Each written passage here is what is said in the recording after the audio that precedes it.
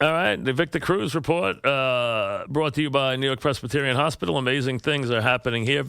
Victor, welcome. How are you? I'm doing well, Mike. How are you? All right, Victor. I think you guys ran into a heck of a defense last night. I mean, they're pretty good. Yeah, they're definitely a good defense, and give a lot of credit to them. They, put a lot of pressure on the ball. Definitely devised a scheme in the secondary to keep us from having any big plays and things like that. So got to give credit to them in the things they did last night. They did and let's be honest. You look at the numbers. They held Carolina to 10, Green Bay to 14 on the road, both games. I mean, nobody's come close to scoring against them all year. They don't give up a whole lot of anything to anybody. Yeah, they're very solid, especially their front seven. They really get after the quarterback and really, and it's loud in there. That new arena, that new stadium they play in, it really cranks up the noise, and they get behind their players, and it's definitely going to be a tough place to play all year long for opponents. All right, you're like the veteran here now on your trio, which is a very talented trio. I don't think there's any question, and there's good things still coming with this trio. But Beckham's making headlines by he's not happy, not having any fun, and he feels he's being singled out now. How do you and your quarterback and everybody else get him to kind of just worry about football? I think it's just reassuring him that it's about the team and it's about us and it's what we need him, and that we're going to need him to be out there focused and be out there ready to play and make plays, and just reassuring how much we need him in this offense and on this team, and how good of a teammate he is. And it's up to us as teammates and as coaches to rally around him in this time and confirm with him what he means to this team and how much we need him and how much we need him to be focused on the task at hand, and understand that there's going to be ups and downs in any game. And how to fight those things and continue to push through. I mean, Victor, you know this, but I don't know if he does yet. I mean, there are games, where they would take Jerry Rice away and John Taylor would have a big game. I mean, there would be games where they take Michael Irvin away and Alvin Harp would have a big game. It's not always going to be his game. I mean, he has to. I think it's hard for him to grasp that. Absolutely. I mean, I've been there, those days where they're gonna take you out of the game and other people have to step up and perform. And I think, that's what, especially us as a receiving corps, this is what we thrive on. Yep. I mean, we thrive on the aspect that if you take one of us away, someone else is going to flourish and someone else is going to pick up that slack and have a big day. And I think that's what this offense is about, at least from a receiving corps perspective. And we just have to continue to live by that. Yeah, and people are getting, I think, too hung up on how many times he's targeted, too. I think there's too much of that going on, too. Targets has become a big thing. People didn't used to count how many times the ball went to each guy. Now they have stats for everything, so now they know how many times each guy's been targeted in the game. And, listen, the quarterback wants to distribute the ball to the best matchup. That's his job. I mean, that's what people have to understand. Absolutely. I think Eli understands that he has, a lot of weapons to throw to, and he wants to get everybody the ball, to get everybody acclimated so that we can get into a groove and get into a rhythm where everyone's warmed up and playing some football and playing at a high level. Does do you worry about him being too emotional now? I mean, is there anything, do you have to tone him? Do you think he can play to his best at that pitch emotionally, or does he have to somehow get it more relaxed? I just think he has to learn how to control it and use it for good. I think he has to go into games understanding that opponents are going to try to get under his skin. They're going to try to do things to get him off of his game.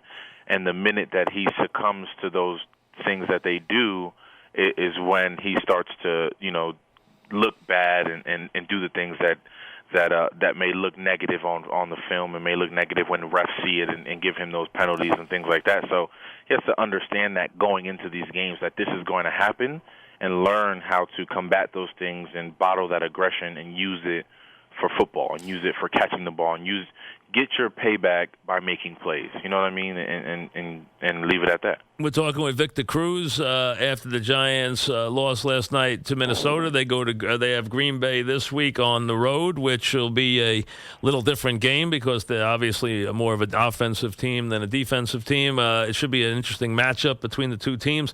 After 4 games, I think you guys are I see improvement. I really do. There's too many penalties, too many turnovers.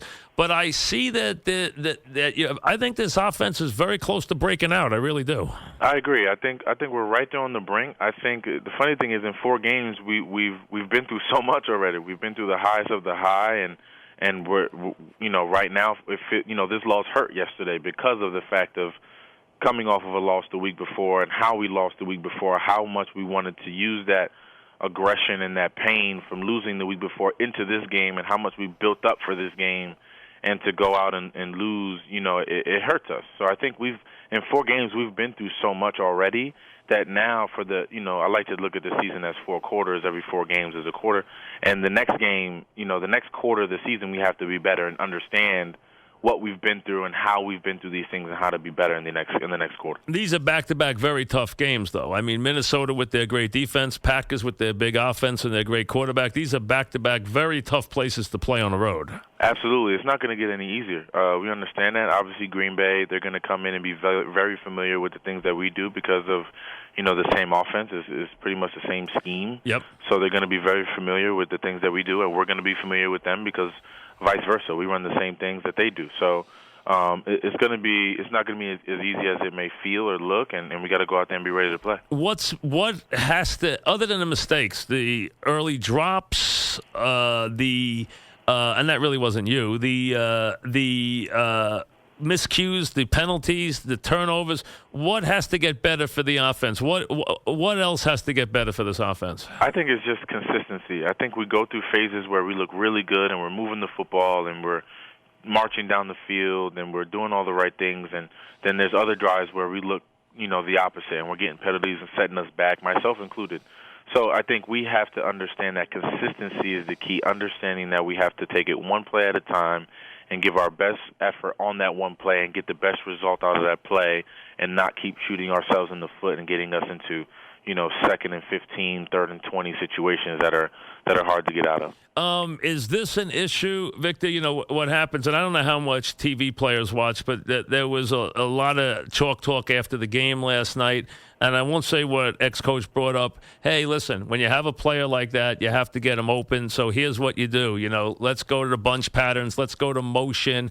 Do you want to see them interchange you guys and do a lot more stuff like that, or would you rather stay in the standard 3 wide receiver stuff and play the way you normally play? I mean, I think our coaching staff does a good job of moving us all around. I think if you watch the games where we're moving from one side to the other, there's motion, there's bunches, we're doing a bunch of different things, and I just as players, you just have to trust the coaching staff that they put us in the right position to make plays and get everybody in a position to be at their strength and to be at their very best. And I think we've done that.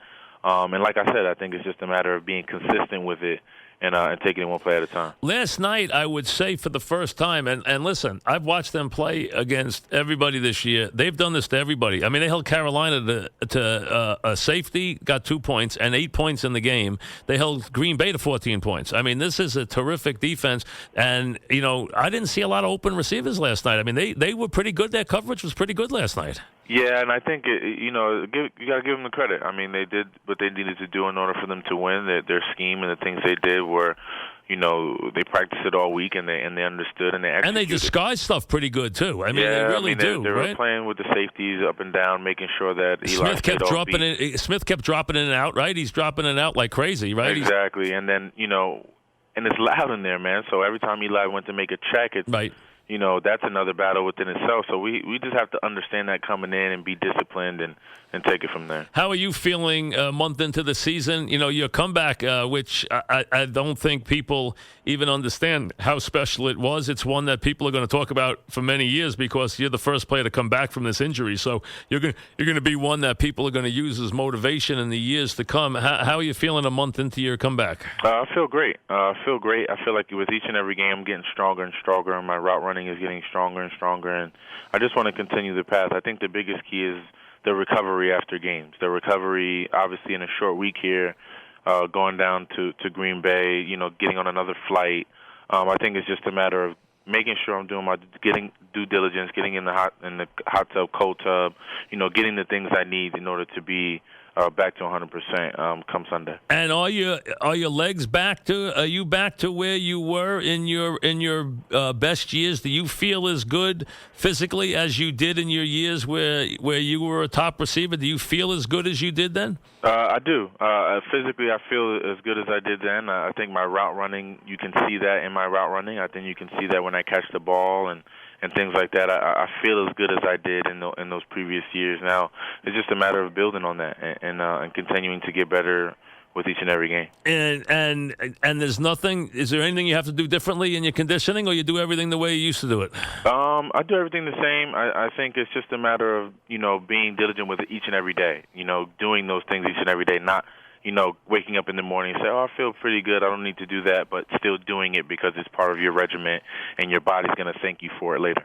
We talk about Beckham all the time. How about the rookie? How is Shepard handling things? He's handling it well. I think he understands that there's going to be games where everything's not going to go your way, where you got to take it out as it comes, and this is a learning curve for him as well. It's good that he got this early on in his rookie year, and he'll learn how to combat it moving forward. So I think it's something that he's going to learn from, and he'll be able to apply it in games to come. We know Beckham got so much attention, and he earned it. What he did as a rookie was unbelievable. It really, he has remarkable talent. We know that. But everything came so fast. You wonder if he's been able to kind of digest everything. The one thing he doesn't want to do is he doesn't want to fight everybody. He doesn't want to fight the guys in the striped shirts. He doesn't want to fight his own teammates. He doesn't want to fight everybody because you can't win that fight. You know that? You really don't. And he's starting to take on these fights that he doesn't want to take on. You know that? Yeah, I understand, and it's just a matter of getting him to understand who the fight is against. It's not against the guys in stripes. It's not against ourselves. It's against the other team, and it's against these opponents that we're going to face week in and week out that are going to attempt to do things to get you riled up and to get you upset and to get under your skin. And you have to understand that going into the games, expect it, and learn how to combat it in a positive way. Does it concern you that you're hearing him say he's not happy now? No, I mean, the way him and I talk personally is different than anything else, and we talk all the time, and I understand. Can you get through to him, Victor? Do you sense that you get through to him? I do. I sense that the things I say to him do get through, and we reach a common ground on a lot of different topics and a lot of different scenarios, and it's just a matter of me staying in his ear. I think that's my thing. Even in times where he may not want to hear it, or I feel like he's in a mode where he might not want to hear certain things, I have to stay on him in those moments too. You know what I mean? And yep. Those are the moments that he needs to hear my voice and remind him about what the goals are and how we want to accomplish these things week in and week out. The one thing I noticed, and you know him very well, I don't, but the one thing I noticed when I interviewed him in training camp was he was already very self-reflective and very defensive. And it was only training camp. So I wonder if being this biggest star is easy. It's not easy. It's not easy getting all this attention. But you wonder if it's wearing him down a little bit. You know that? I mean, he's human, and he's a human being. And then when these things travel with you all season, and the stuff with the guy from Washington, and all these different things that just weigh on you all year long and all season long, and all they ask you. And the media, and they ask you about it over and over and over again. It takes a toll on anyone, not just him, on anyone, on any human being. And he just wants to play football. He just wants to play this game and play it the right way, and and do things that put his family's name on the back of his jersey in the right light. And I think that's the only thing that he cares for. He cares about is how he's portrayed and the positivity that he wants to put out into the world. And it's just tough to do that when there's so many negatives weighing on you throughout the year. Thanks, Victor, very much. We'll chat next week. Thank you. No problem, Mike. All right, Victor Cruz, back after this.